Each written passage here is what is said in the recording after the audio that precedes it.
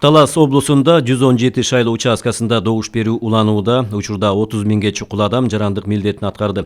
Милиция башкармалыгынын кызматкерлери арасында атайын аналитикалык жана тергөөчү топтор арыз даттануулар болсо дароо жеринде териштирүүгө даяр турушат.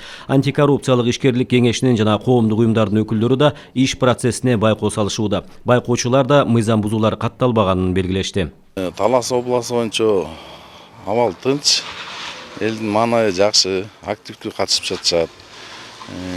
Жанагы акча сунуштамай, сатып алмай деген маалыматтар азырынча жок. Биз райондордо, айыл-айылдарда биздин өкүлдөрүбүз иштеп атат. Мен алар менен бат-бат байланышып атам. Аякта дагы жакшы тынч өтүп атат. Аякта да элдер активдүү катышып атат. Мүмкүнчүлүк бизге ушундай берилип аткандан кийин биз ошо мүмкүнчүлүк менен пайдаланыш керек. Мына бизде антикоррупционный советтин алдында платформа түзүлгөн. Платформанын таза адилеттүү шайлоо жана өлкөнүн кадыр баркы деген платформанын негизинде биз бүт аймак боюнча элдерге түшүндүрмө иштерди жүргүзүп, аябай чоң иш жасадык биз.